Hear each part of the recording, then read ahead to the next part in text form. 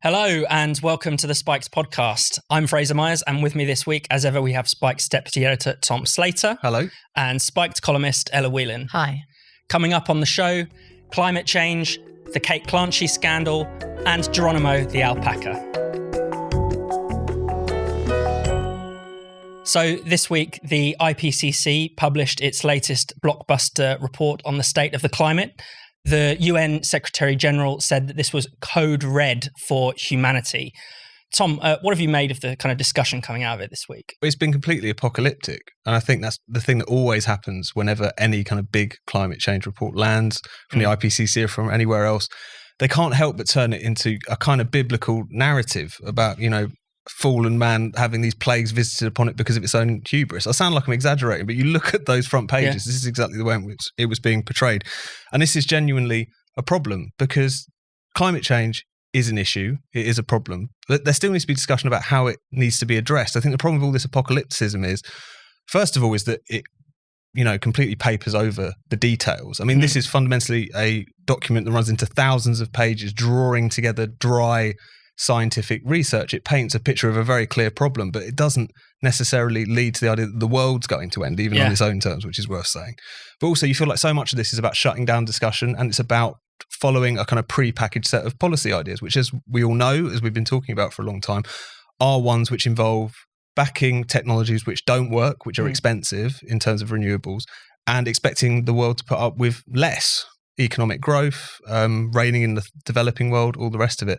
And I think that's the problem with this kind of level of alarmism in the portrayal of it, not necessarily in terms of the science itself, is because of the fact that it's just trying to kind of frog march the world, the developing world in particular, into a certain form of action. And that form of action just happens to be the one that will hit living standards and slow the means through which people can actually lift themselves out of poverty. This is obvious, but you can't have that kind of discussion when you're told the world's going to end, which is why I think it's so important to push back on the narrative which is created in response to any of these reports. Yeah, that's right. And as you said, the apocalypticism has been off the charts. I mean, even scientists are kind of taking part in it. We had, professors from the University of Oxford saying that it's going to be hell on earth and things like that. There is almost a kind of religious further to this, it is payback for man's wickedness, for man's greed, for man's overconsumption. I mean, what have you made of that, Ella? You have to ask yourself the question, who are these people trying to convince by being so extreme?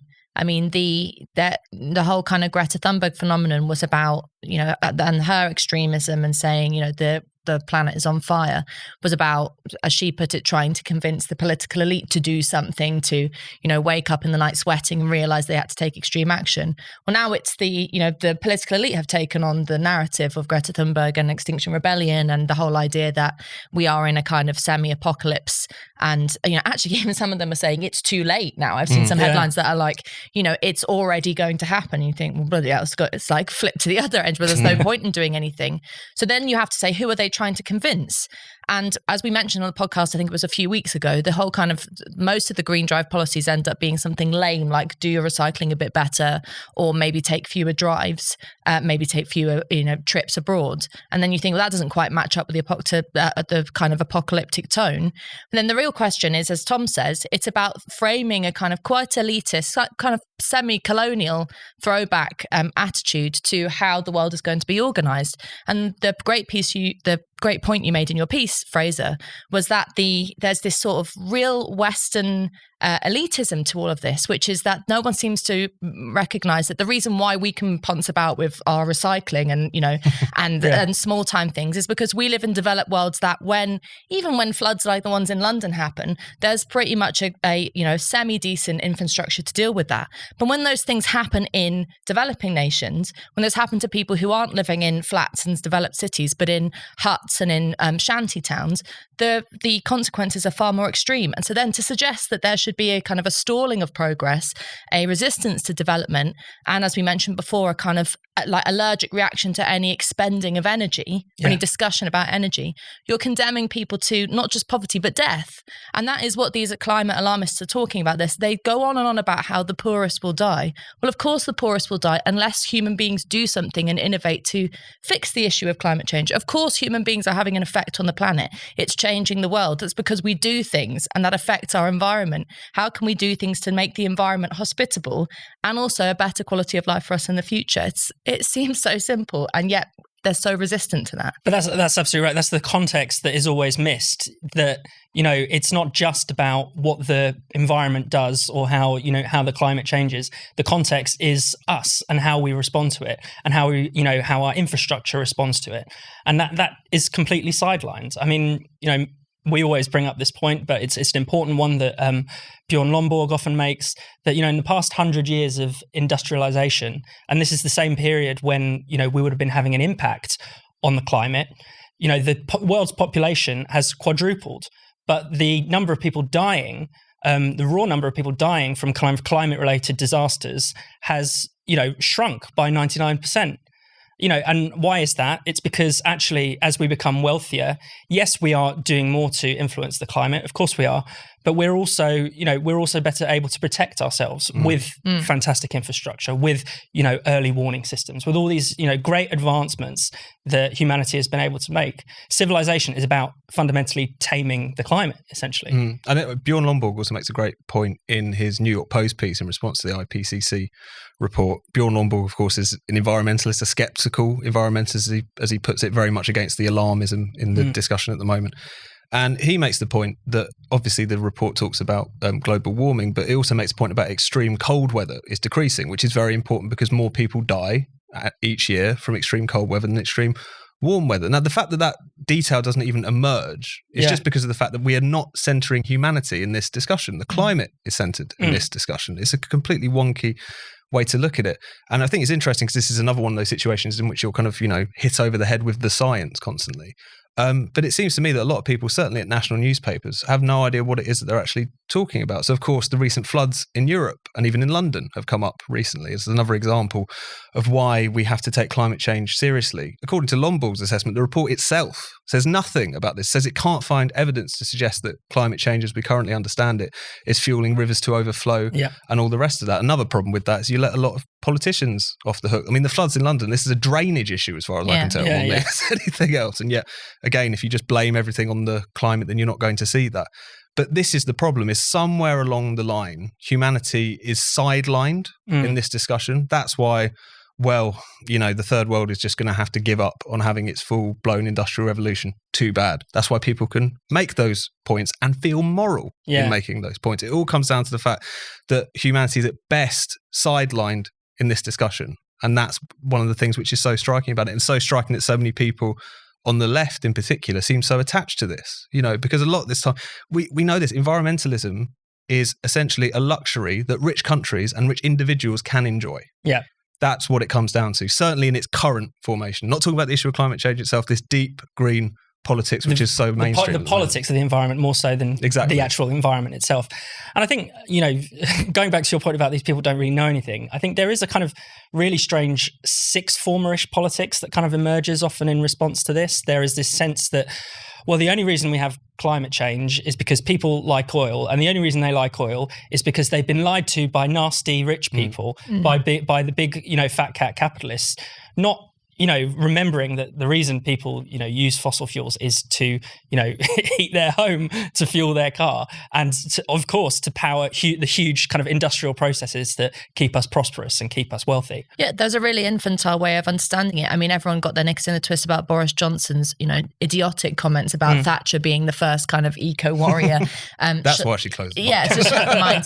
Which, you know, putting aside the relatively obvious, you know, disdain that someone like Boris Johnson would have for working class communities, which is almost not worth saying. You know, it also kind of this idea that miners were pulling fossil fuels out of the ground for the sheer joy of it, because they really loved that substance. It's a complete misunderstanding of how people relate to how they heat their homes. So no one's sitting there thinking, do you know what, I actually really prefer gas. I just like, that's stupid. It's not how people think about it. Take into consideration cost and efficiency and, you know, ease, what's there, what works, what's already in the infrastructure. I think those of us who are skeptical of, as Tom says, the green politics, not environmentalism, not kind of being considerate about the planet, but this kind of ultra green narrative, have to get better at putting forward a positive case for what development would mean. Because there's this real characterization of, when you talk about development in the developing world, people sort of conjure up sort of soot-faced individuals and like big factories pumping out fumes. And of course, that's not what, you don't have to redo the mistakes of the past. We now have new energy. I mean, no one talks about nuclear anymore, which would take a real kind of political will and a real quite exciting commitment to how you would deal with energy better. I mean, there are things that could be done in the developing world that could then influence and make the West more efficient. All of these things are open. And if we get more positive about challenging the stereotypes and the sort of infantilizing way which we look at energy and the environment, and start putting forward some, not just talking about the cost to people, not just talking about important things like how this is decimating working class communities with the end of production,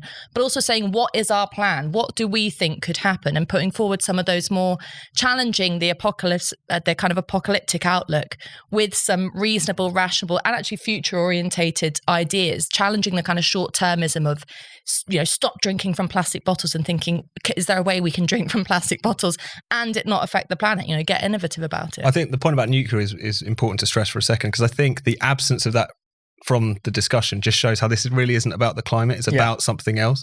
It's about kind of politics which has developed on the left, this kind of disgust with industrial society, really. Because the thing about something like nuclear is it offers the promise, with a lot of investment and a lot of development, of allowing us to continue to expand our living standards, to power cities, to, for humanity to continue to grow and flourish, whilst using an energy source which is green in two senses of the word. This is something that could generally be transformative. The fracking thing is also quite similar, as far as I think during the Obama years in particular, the embrace of fracking and therefore the less reliance on coal. Obviously, fracking isn't and gas isn't clean, but it's a lot cleaner than coal is how the US quite drastically brought down its carbon emissions. But the fact that that's still a dirty word, the fact that in the UK in particular, despite the fact we're sitting on a fair amount of shale gas and oil, there's still this inability to actually do anything with it, shows the fact that this isn't even really about what they're saying it is, which is bringing down emissions and is about climate change.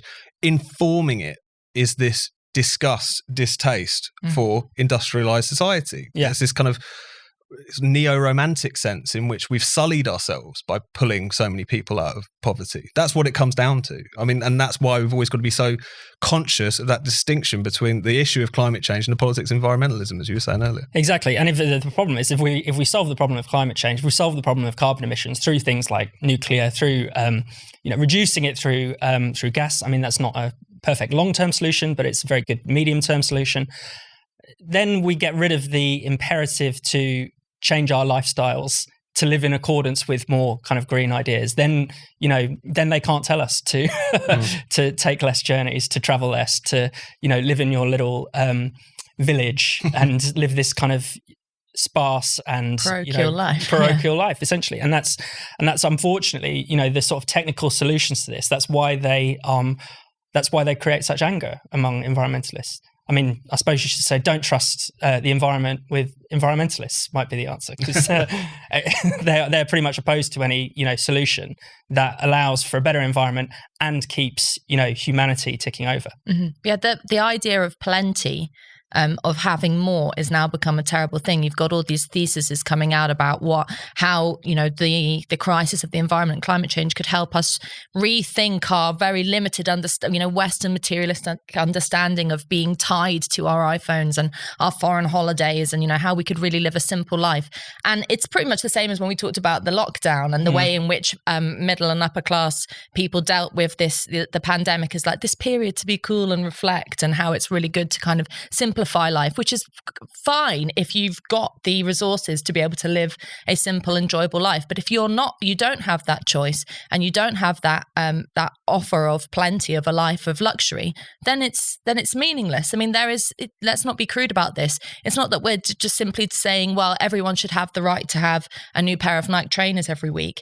But yes, they should, because it's not about fetishizing materialism. It's about saying that there are things, that there are kind of limits that human beings are still restricted by that we could push through. If you sort of block the idea of materialism, you also block the idea of changing our lives, of the way in which, I'm not opposed to electric cars and opposed to different ways of travel, but it's just that it's so fucking expensive. It's just that that's the main barrier. And so then if you have a sort of an opposition to the idea of production and of plenty, then you don't innovate in lots of other ways. Never mind the kind of materialism of holidays and stuff like that. What about innovating in science and tech and the way we build houses? All of these things are linked in together.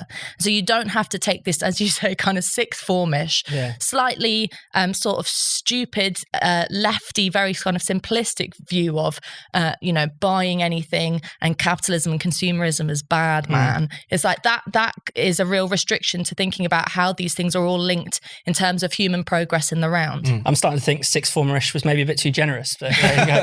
I just on that point, because I think even in the kind of right-wing deflection point, which is always to talk about China, you see a bit of an essence of what we're talking about. Because the kind of thing is, we're pretty good over here, we're cutting our emissions, but China over there opening all these new coal power stations.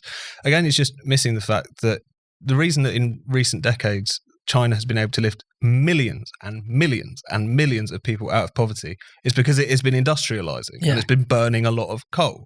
And when you hear people, the kind of very optimistic people, people making the point that, in recent years, the number of people who've been in extreme poverty, the fact that if you look at humanity in total, life is so much better on net because of all this. A lot of that is because of China.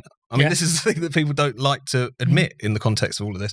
But then there's the domestic part as well, because even if we're just talking about the impact of people's lives in Britain, I mean, the Treasury's own analysis notes the fact that these net zero policies, which we've been talking about, will not only come at eye-watering costs, but the burden of it would be borne disproportionately by working class people. And then when you see polls saying things like, most people in the country think that climate change is an issue. Many of them actually still think that the government isn't doing enough. But you ask them, would you be willing for this to hit you in the pocket? And I think the last opinion poll I saw was only 27% of people were happy to do that. There's a reason for that. And it's not because they're selfish. It's because people expect their lives to get better. That really at base is what politics is supposed to be about.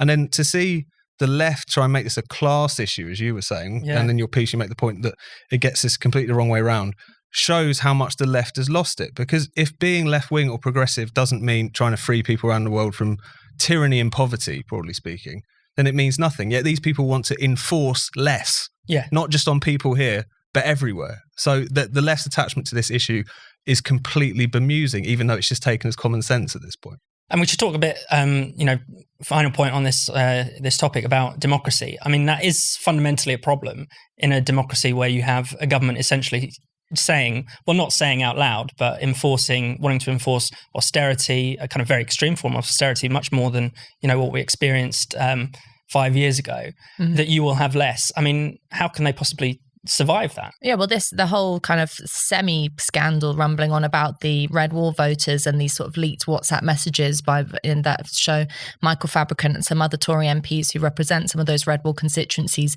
complaining about the fact that their voters are not going to take this basically enforced austerity and, take the cost of what the net zero policies will mean. Is a little bit of a kind of ridiculous rumbling within the Tory party that doesn't mean much. But of course, those Red Wall voters were sold in that previous general election the idea that their communities would change and that the levelling up agenda and skills and money being pumped into the areas of places where people haven't had jobs for decades, let alone the last few elections.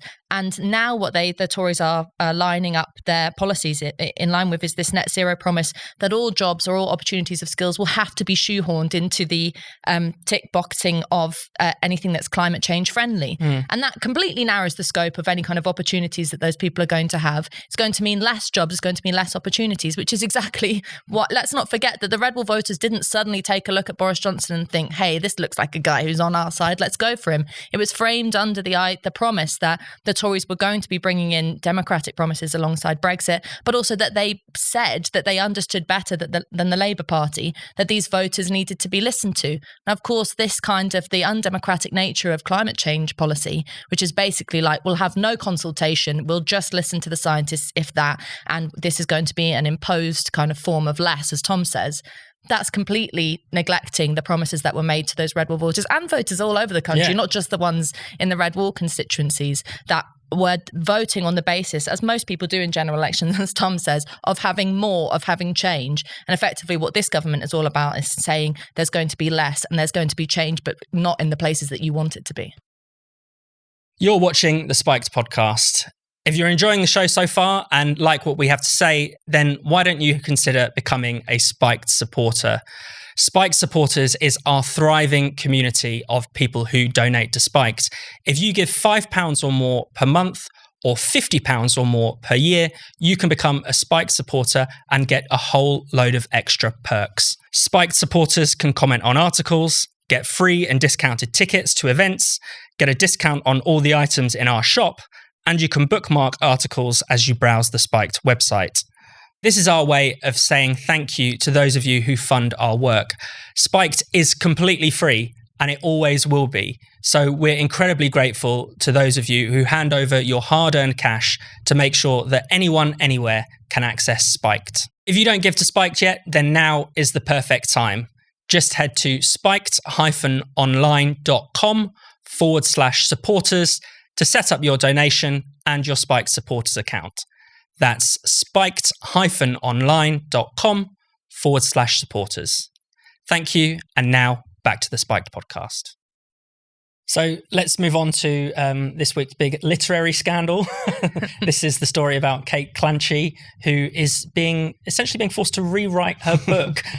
Tom, do you want to tell us a bit about this? It just reminds me of that Ray Bradbury quote about there's more than one way to burn a book. And I think this is the perfect example of this. So Kate Clanchy, she wrote this book, published in 2019, Some Kids I Taught and What They Taught Me. It's a kind of memoir talking about her time teaching in an Oxford comprehensive, her working with the pupils and teaching them how to write poetry and all this kind of stuff, and was widely praised at the time. It won the Orwell Prize, again, was widely celebrated. And basically in recent weeks, it seems like a few people on Goodreads and on Twitter have started to claim that it's racist, basically, and ableist.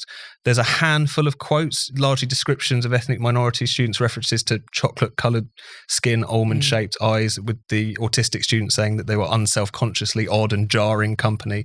A few things like this kind of wrenched out of all context. You know, the worst you can say about those lines is they're probably not strictly politically correct in the way that things talk about these days, maybe a bit hackneyed and cliched, but certainly not racist and bigoted in intent. That's pretty obvious. And what's not surprising here is not that a handful of people on Goodreads got upset about something. That's par for the course. Of course, people get offended by things all the time. It's a pastime for a lot of people these days. What's strange, as ever, is why anyone is listening to these people. So Picador, her publisher, have issued not one but two apology statements so far, one of which saying that they were going to update it for the next edition, and the other one basically apologising for how weak the first statement was, apologising for all the hurt that had been caused, etc. Kate Clanchy herself originally stood up for herself a little bit and has now backed down, said that she's listening, she's going to get the chance to rewrite it. At one point she even says, "I am not a good person," as if she wasn't laying it on thick enough. Serious grovelling. Yeah, it's very, very weird. Philip Pullman, an interesting character in the culture in his own right, but who defended her and then slightly complicated story, but essentially backed down and then put out a statement saying, again, kind of apologising for the hurt that he himself had caused. We can tweet about why Boris Johnson should be hanging from a lamppost and not think any of it, but again, just defending someone who was being unfairly attacked is a bridge too far, apparently. And it's just that striking way through which we might not have a kind of old-fashioned book burnings anymore, or book censorship certainly, but mobs and institutional cowardice can certainly get you at least half of the way there, it feels like at the moment. I mean, the thing about the comments is, and Jo Williams mentions this in her column for Spike this week, that she says the point of the book is that it's actually kind of drippingly liberal. Yeah. It's like a, love letter to these kids. And if you were going to take offense at anything in the book, it was this kind of like semi-patronizing view that this sort of, a teacher comes along and who decides that she's going to sort of examine her pupils, and this kind of very liberal idea that kids can teach us as much as we can teach kids, and yada, yada, yada. And so the sort of the comments, particularly about the autistic kids, about her finding their company jarring, as Jo says, reveals something more about herself and her personality than it does about any societal view of how we would treat autistic kids. We should also say she's so self-effacing. I think in the book itself, she talks about her concerns that she is just this liberal posh do-gooder and stuff. So so privilege checking this individual as well. Yeah, so. And so, and in the context of a book that has to be said, not a kind of million years ago, not back in the time, dustbin of history, but relatively recently won awards, won accolades, was praised and reviewed by people. It was only last year that it got the Orwell Prize. Yeah. It was published in 2019, the Yes. 2020 Orwell Prize. Shows that this is not a kind of a natural change in society, thinking differently about the way in which we talk about minorities or people with a learning disability or otherwise. It's about a shift in the, as Tom says, the kind of shrill nature of the debate around this. I think, whatever about Clanchy kind of initially saying, I didn't say those things, perhaps kind of in a panic, and then afterwards making this groveling apology, I have limited sympathy for her. But what I think is kind of 60% of the problem is kind of censors saying you can't publish this. But the rest of the 40% of the problem is people like Philip Pullman and publishers taking a very cowardly line when it comes to this kind of stuff, and not accepting their responsibility of people who can change the discussion around censorship, particularly in the world of literature. Because it's getting to the point now where an author is going to have to jump through so many hoops and check so many things and have sensitivity readers and all the rest of it before their stuff can get published, which means that the world of literature is going to become incredibly narrowed and incredibly politically constrained. And if Philip Pullman, with all his sort of, whatever it is, I don't know what his net worth is, but he's a very wealthy man, very well connected, as Tom said, very used to slagging people off on Twitter, has a large following, doesn't have the balls to stand up for someone when he really believes it, and then gets kind of this sort of robotic kind of statement saying, I retract my statement, which was definitely written by somebody else, then you think, you're part of the problem. It's going to start taking some people to step forward, and like Lionel Shriver or some other authors who we know well and have done this, to say, whatever about my reputation, whatever about my book sales, this is something politically that's worth standing up for. We need to have more people like that and less cowards like Pullman and Clanchy. Yeah, that's right. And there've been so many kind of literary scandals over the past couple of years to do with the culture wars, particularly around race and stuff, and you do sort of wonder, is the liberal book world full of racists, or is it that they're just hypersensitive to all this stuff? They just discovered one book they published 2 years ago, and they've now found it. It just shows how much the kind of Overton window shifted with this stuff, I guess, or how much institutional cowardice has grown. I mean, some of the accusations being thrown Clanchy's way are so ridiculous. I mean, the BBC story on this quoted a few kind of ethnic minority authors, and one of them was saying that the book is almost unsavable, uneditable in that sense, because it's rooted in racism and phrenology.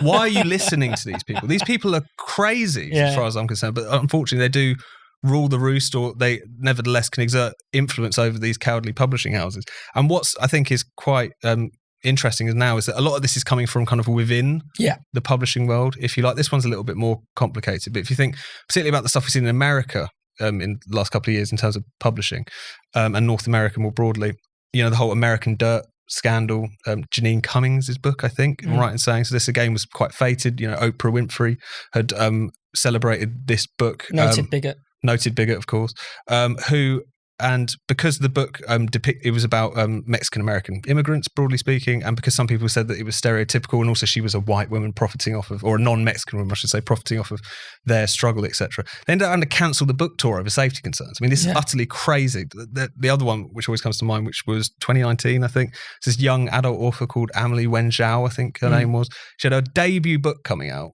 so some sort of fantasy book, as far as I can tell. I don't really know, because no one really knows, because it never came out. She pulped it because of and stopped it going out, because when they sent it out to readers and reviewers and stuff, word got out and people were suggesting that her depictions of slavery were insensitive and racist and all the rest of it. The pressure is kind of internal in a weird sort of way, and that's one of the things which you think a lot of this industry is almost probably without, beyond saving for a couple of years. And of course there was that staff revolt in Canada at Penguin Random House over Jordan Peterson's second book. At her chat over J.K. Rowling's children's book.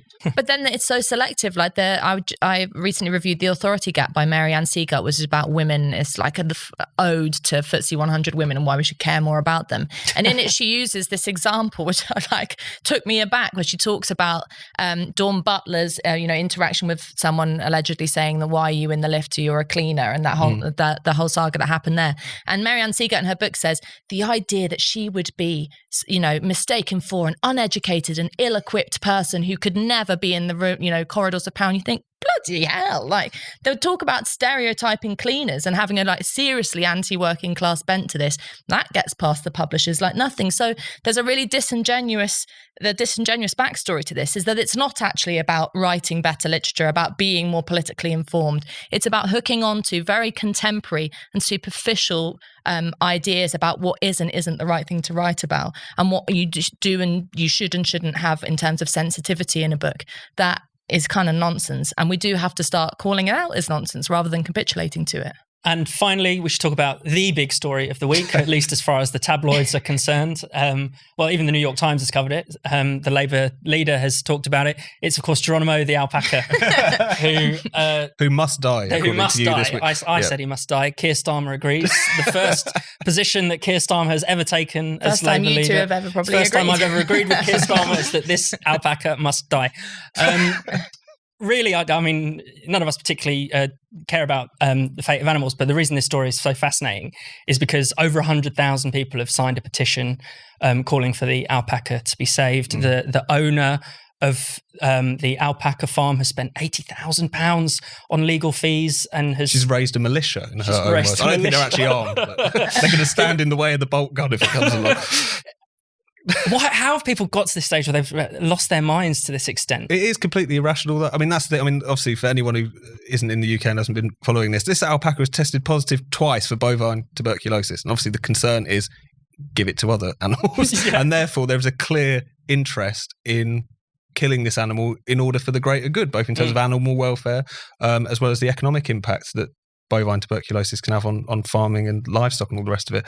And this is why that the government has quite sensibly said this animal has got to go. Yeah. I think the problem is that I don't know whether it's just British sentimentality about animals mixed up with just the fact that animal rights along with environmentalism seems to just be continuing to assert itself as morally good, even if it is totally irrational. Yeah. But it's something in between those two things and a bit of silly season, no doubt, which has made this such a perennial issue, because this is an open and shut case as far as anyone looking at it could surely think. Yeah, the test that has been given to Geronimo, it has a less than 1% false positivity chance.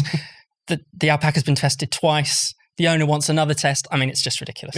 It is ridiculous. And I think that it is silly season, but also there are people like Chris Packham who are involved, noted extreme it's never not silly season environmentalists. for Chris Packham. No, but I mean, he's an individual who's part of organisations and has said himself that, in relation to, things like Ebola or the pandemic, that, every microorganism, every kind of, every cell has its place. Is someone who really is deluded in terms of the order of priority when you're thinking about how to organise a society. Microbe lives matter. Yeah, and the important thing here is the reason why the alpaca has to die is not because it's fun to kill an animal for any reason, and not because you should ever kill an animal unnecessarily, but because the way in which we organise the difference between human beings and animals is because human beings are valued more.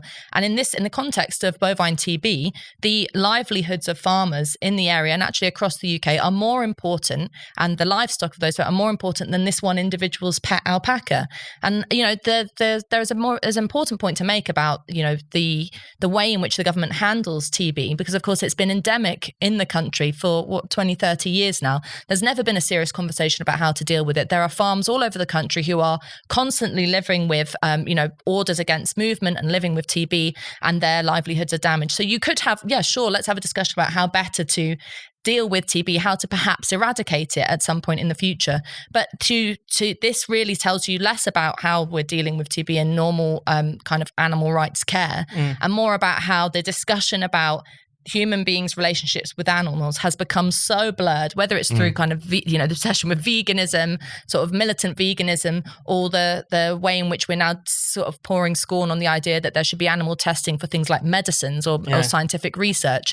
That blurring of the distinction between humans and animals is very dangerous, because of what it does is it denigrates the specific superiority, and you almost get pillorized for saying that, but the superiority of human beings, and why protecting human beings is more important than protecting animals.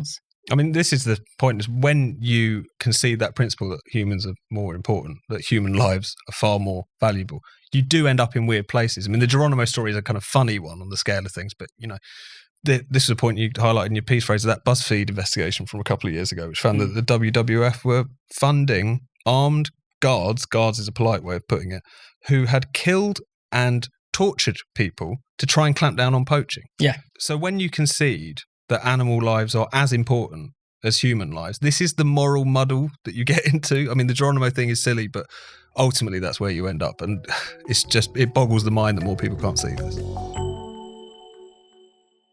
Thank you so much for watching the Spikes podcast. We'll be back next Friday. If you hit subscribe and click the bell, you'll never miss an episode. And in the meantime, why not check out all of Spike's other videos and podcasts on this channel? And for more Spiked content, find us at spiked-online.com.